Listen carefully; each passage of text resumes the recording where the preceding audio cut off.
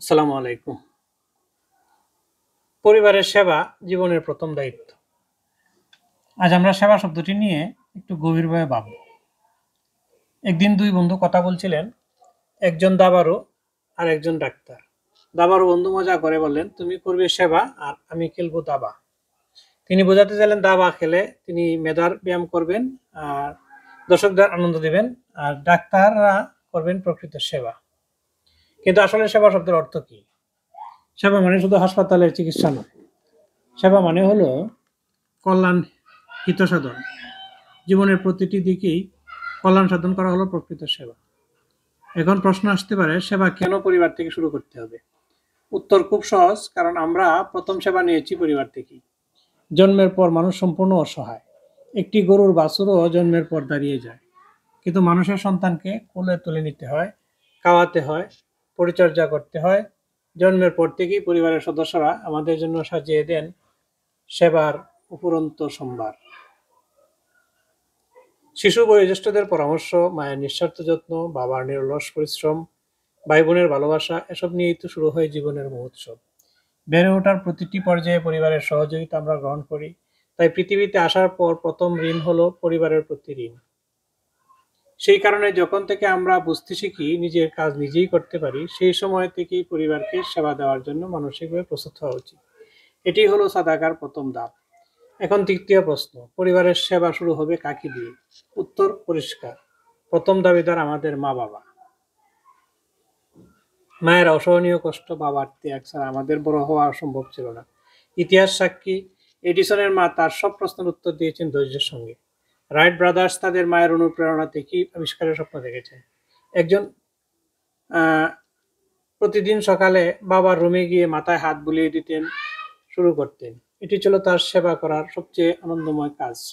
আরেকটি ঘটনার কথা ভাবুন, মাত্র 12 বছরের একটি ছেলে গভীর রাতে অসুস্থ, মায়ের জন্য অনেক দূর থেকে পানি এনে পাশে বসেছিল, যদি মা আবার পানি চান। সেই ছেলেটি ছিলেন পরবর্তীতে বিখ্যাত বায়াজিদ বুস্তামি রহমতুল্লাহ আলাইহি। কি অনন্য উদাহরণ পরিবারের প্রতি সেবার! রাসূল সাল্লাল্লাহু আলাইহি ওয়াসাল্লাম বলেছেন, তোমাদের মধ্যে সেই উত্তম যে তার পরিবারের কাছে উত্তম। অতএব পরিবারের কাছে ভালো হওয়া মানেই পরিবারকে সেবা করা। আর এর মধ্যেই লুকিয়ে আছে আমাদের নিজের ভালো থাকা। পরিবার হলো একটি প্রতিষ্ঠান, একটি প্রশিক্ষণ কেন্দ্র। এখানে আমরা যা শিখি, বাইরে গিয়ে তার প্রতিফলন ঘটাই। ছোটরা বড়দের দেখে শেখে, তাই যদি আমরা নিজেরা সেবায় অগ্রগামী হই, তারাও অনুকরণ করবে। আমাদের দৈনন্দিন জীবনেই রয়েছে অসংখ্য সেবার সুযোগ। পরিবারের কাজে একে অপরকে সাহায্য করা, গুরুজনদের সময় দেওয়া, খোঁজ নেওয়া, পরামর্শ দেওয়া, ছোটদের পড়াশোনায় সাহায্য করা, খেলাধুলায় সঙ্গ দেওয়া, আর সবচেয়ে গুরুত্বপূর্ণ নিজের কাজ নিজে করা। নিজের গ্লাস নিজে ধোয়া, নিজের মশারি নিজে টানানো, টয়লেট থেকে বের হয়ে লাইট বন্ধ করা, এসবই সেবা। কারণ আমি না করলে অন্য কেউ সেটা করতে হতো। আমাদের মনে অহংকার আসতে পারে, এগুলো কি আমার কাজ? এগুলো তো গৃহকর্মীর কাজ। কিন্তু গৃহকর্মীরও পরিবার আছে, সেও ক্লান্ত হয়। তার কাজকে সহজ করা আসলে আমাদের নিজের জন্য দোয়ার পথ খুলে দেয়। কখনো মনে হতে পারে সময় কই, আসলে সেবা মানে বাড়তি সময় নয়। দৃষ্টিভঙ্গি বদলালেই সবকিছু সম্ভব। প্রতিটি কাজে যদি এই ভাবনা রাখি, আমি কিভাবে অন্যের একটু উপকার করতে পারি, তাহলেই সেবা হয়ে যাবে। ইতিহাস সাক্ষী, ঈশ্বরচন্দ্র বিদ্যাসাগর নিজে সাঁতরে গঙ্গা পাড়ি দিয়েছিলেন মায়ের ডাক শুনে। মায়ের সেবার জন্য সেই অক্লান্ত চেষ্টা তাকে করেছে অমর। তাহলে আর দেরি কেন? চলুন অহংকার ভেঙে, প্রতিদান না ভেবে নিঃস্বার্থভাবে পরিবারকে সেবা করি। নিজের কাজ নিজে করি, অন্যের কাজে সাহায্য করি, পরিবারের সকলকে সময় দিই, সালাম দিই, খোঁজখবর রাখি। আর মনে রাখি, সেবা করে কোটা দেওয়া যাবে না, করলে পুরো বরকত নষ্ট হয়ে যাবে। সুতরাং সেবার আসল শক্তি হলো আন্তরিকতা। আসুন আজ থেকেই শুরু করি, হাসি খুশি থেকে সদাচরণ করি, পরিবারকে সেবা দিই।